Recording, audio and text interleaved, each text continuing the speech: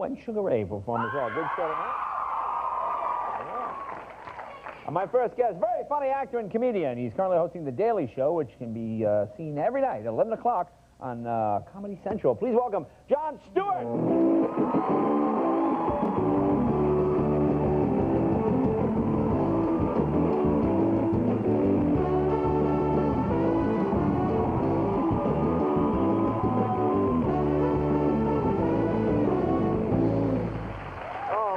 How's everything? I was backstage and I couldn't quite hear what you were saying, and I heard this, ah! And I thought, man, they're really excited to see me. And then you went Sugar Ray, and that's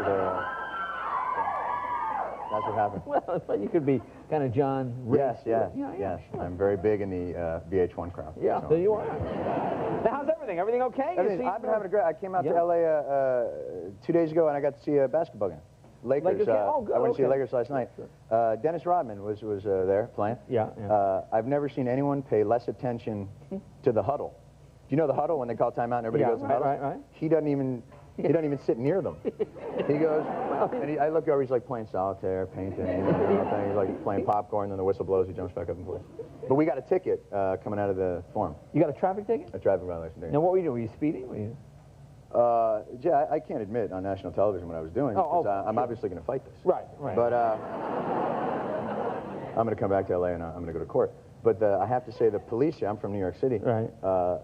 The weirdest surfer, like, freak guy that I've ever, as a cop. Yeah. He pulls us over. We made an illegal, a very legal left-hand turn. Right. And the cop on his little loudspeaker, he goes, "Pull over. Buy the Mustang." So we start pulling over, and he goes, "Buy the Mustang." Hello. Hello. Hello. Like a cop, he's going to be like, whatever. It was just the oddest. And when he came over, so my friend was driving, and I guess when you get busted here, there's a traffic school that you have to go to. Right, you got a traffic And my friend was he was sad that he was going to get points on his license, and the cop literally was comforting him. Which I've never, he was like, "Dude, no, you can go to traffic school. It's really fun. It's at the Improv." It's the first time I've seen a traffic arrest end with a hug. The guy was in New York, because I remember it was snowing once. It was like, it was a winter, it was really snowy, and there was a traffic cop in New York City, and I was going to cross the street, and he was looking at me and smiling. And I thought it was like, oh, it's snowing, and it's like old-fashioned Jimmy Stewart type cop. Right, yeah, sure. And so I smiled back, and I just look at him, and he goes, "Are you going to walk, jackass?" And that was it. Yeah, New York cops are not. But the relationship between people and cops in New York is different. I was eating dinner one night. We were leaving the restaurant, and there was a full-blown hostage situation. This is true, unlike anything else I've told you tonight. But so in the supermarket right by the restaurant, these armed guys took hostages. And it was, it was helicopters and SWAT teams. Right. And it was nuts. And so we obviously, like normal people, went, "Oh my God, hostage situation, let's go." People were running towards it, literally running towards it. And this phalanx of 4 cops was sweeping the street with their big guns and their helmets and everything. And I saw a guy walk right past them, right past the supermarket. And the cop goes, "What are you doing?" And the guy goes, "I'm just getting cigarettes." In the middle of a hostage situation. Well, welcome to LA. Just getting cigarettes. Jesus. Did you have a good holiday weekend? Was it a good time for you? Jay, there's nothing more fun than Passover. Yeah, big, lot of fun, yeah. Whenever you can get together with your family and retell the slavery story, I gotta say, I don't, I'm not I believe in God. Right. I believe in God. I just don't follow any of his teachings. Interesting theory that you have. It's an interesting. You believe it, you just don't. I was going to go up there and hopefully get to go to traffic school. And, but when I was a kid, I was raised Jewish, which is, not that you have a choice. It's not like college where you look at brochures and go, "Oh my God, oh, the Presbyterians look great," that kind of thing. But so I grew up in pretty much a Polish and Italian neighborhood. So in 2nd grade during Passover, I had to show up with matzah and a boiled egg. And that didn't go over big with Joey Amordino. You know what I mean? Yeah. So he'd always, you know, he'd be like, what do you got to eat them crackers for? Crackers? And, crackers. That was matzah where I grew up. What do you got to eat them crackers for? And you don't know. You just know what your parents told you. So it's just like, well, years ago, my people were slaves in the land of Egypt. And he's like, well, okay, what do you got to eat them crackers for? And finally, I just told him I had stomach cancer. And I couldn't have anything spicy. Yeah. I don't get the whole, Easter blows my, Easter looks like fun. Easter it can be fun, sure. It's fun, right? I understand the theory of the holiday, and you tell me if this is wrong, because I'm obviously coming from a pagan perspective. Right. But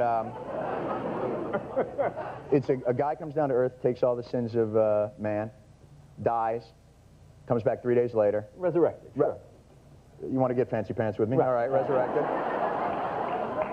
Dies and come back, not good enough for you, Father Leno. No, that's fine. I got it.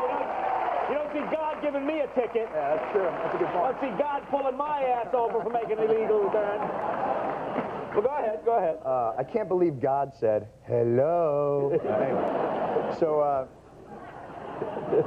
you got this thing, okay, the guy comes down, takes his sins, dies, resurrects 3 days later. Right. And if you believe in him, you get to go to heaven forever. That's the general theory of the holiday. Pretty good deal. All right. That's nice. Yeah, good deal. How do you go from that to hide the eggs? Where exactly did hide the eggs? Did he have Jesus have some sort of a thing about eggs? Was it kind of, because I wonder if he was like, when I come back, if I see any eggs, seriously, I know this sounds weird, a little eccentric. The whole thing is off. I don't care what you paint them, hide them, I don't care. Just get them away from me. I'm allergic. Yeah, he had a tough time, the guy, Jesus. He had, what did he have, like 12 disciples or something? 12. 12. 12 disciples. That's the thing with the eggs. Interesting. How many eggs are in a carton? 12. Dozen eggs? You know, I never thought of it from this. That's my job! And when you open a carton of eggs, one of the eggs is always cracked. Yeah. The Judas egg. The Judas egg? Yes. It goes through and... You know, I will look at the holiday in a whole different light now. I hope not. I will go back to my people and explain what you said. Are you serious? Yes, yes. And it's this gap. If we can bridge that gap, then right. One day we can all have Christmas instead of you and me just sleeping late that day. Now, how's the Daily Show going? You having fun? I'm having a blast. You had a nice article in the paper the other day about the ratings? Yeah, the ratings have been great, and we've been enjoying ourselves. It's such a fun show to do. This, I have to say, for everybody who thought, oh, I'm sick of Monica, I hope Kosovo puts that all in perspective for people, and they can go back to wishing that that was the only thing we had to worry about. Sure. But it's hard because, I mean, this Kosovo situation is very difficult, and our job is obviously to make hay with it. And when something like that is relevant to the nation, you try to, but you know, you got these streams of refugees, and it's really hard to find the angle. What are you going to do with this? And then suddenly, you don't know what to do with yourself, and you turn on the TV, and Fabio gets hit in the face with a goose, and all of a sudden, that's God. That's God. You see, all of a sudden, all is right with the world again. And you think, oh, we didn't have to worry about that. Look, Fabio covered with blood. Woo! You know. Did you see him when he was doing the thing with his hair? He was like, please, no, you broke my nose, not in my hair. Please, no. Oh. You know what he got from that, don't you? Goosebumps. You can see why there wasn't another. Can you stick around for a little bit?